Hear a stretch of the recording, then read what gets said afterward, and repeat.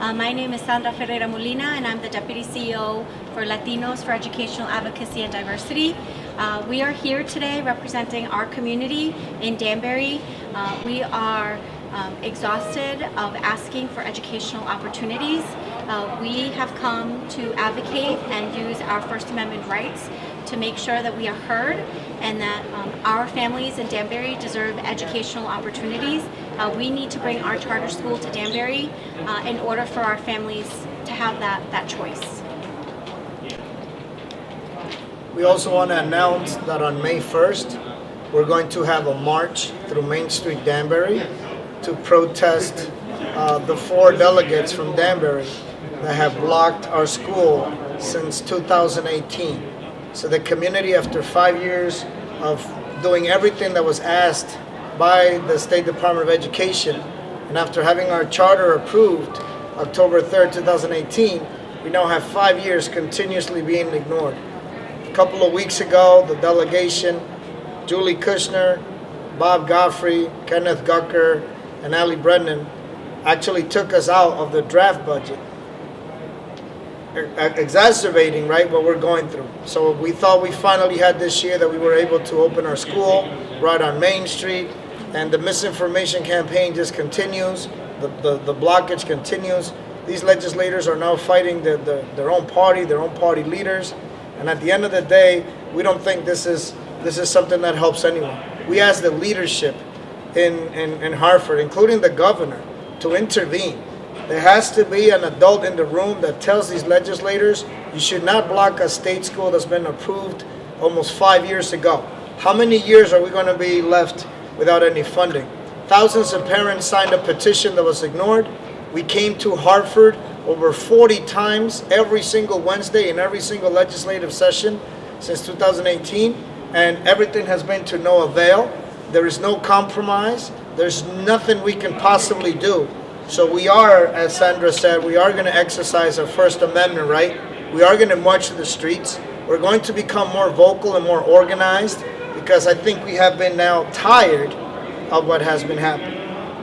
My name is Maria Matos, and I'm the Director of Community Affairs for LEAD, Latinos for Educational Advocacy and Diversity. And like you heard before from my partners at work, we're tired. We think that this is not fair. We've been approved. I think it's education first, not politics. Why, if you're already approved, why do we have to go and fight with other people? Danbury deserves better.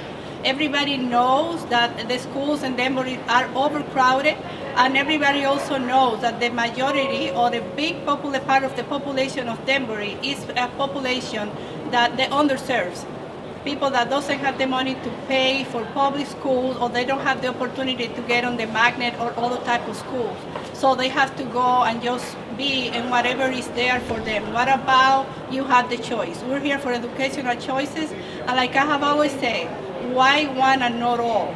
We're not opposed to anything else. We just for the community, and we think the community deserves better. They deserve to know or to choose where to send their school, the kids to school. And we're just here, and we're going to be marching on May 1st. We invite all the community.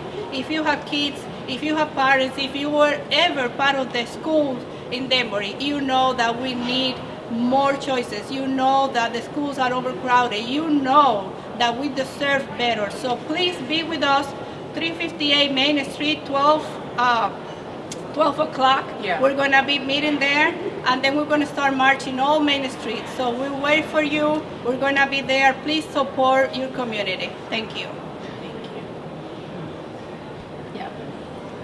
Hello, I'm Cindy Santos. I'm part of the LIVE community and also a volunteer there. I'm part of the community, the Danbury community, and I'm pretty sure that all we are asking about it is just for the good for the community.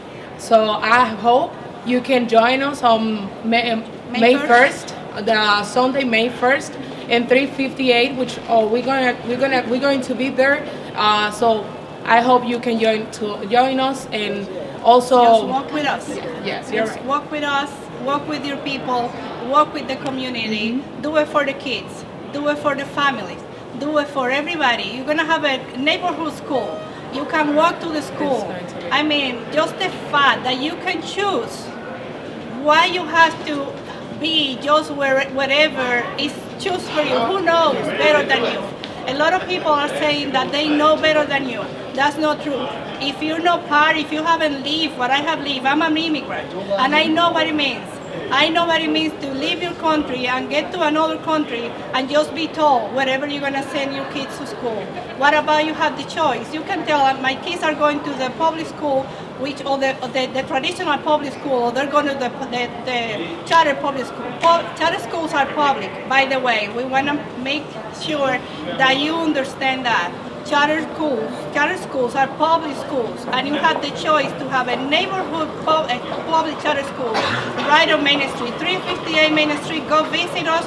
We're there Monday through Friday, 9 a.m. to 4 p.m. You have the chance to just see the building and visualize your kids just walking to that beautiful school. And what's really more frustrating is the fact that during these months, most of the legislators around the state have been fighting to bring funds to their communities. And every time that you look at Facebook or you look at the media, you see the millions and millions of dollars that these legislators have brought to their communities through all of the various grants and seed money. Our legislators basically spent the last 2 months trying to kill a school, trying to tell the state that they don't want money, that they don't want the money that we have paid taxes to be allocated to an already approved school. My issue, and I tell this exactly to the delegation and to everyone that opposes it, this school was already approved in 2018. Blocking the funds to an already approved school is something that is irresponsible, and it should be illegal. There should be laws that do not allow a few people to block an already approved school.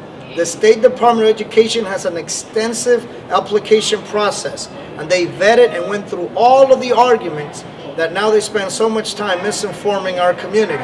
And they voted 19-1 to authorize the school.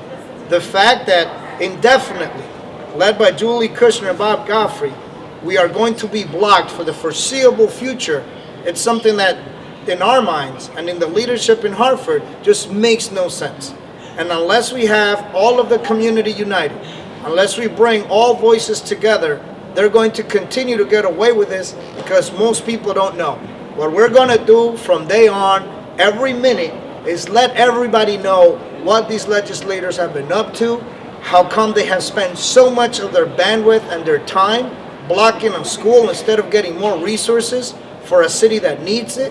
And that is something that to all the voters and to all the citizens of Danbury, you need to know at what cost have these legislators spent so much time and effort to try to block a school when they could have been bringing so many resources to our city. We do need it.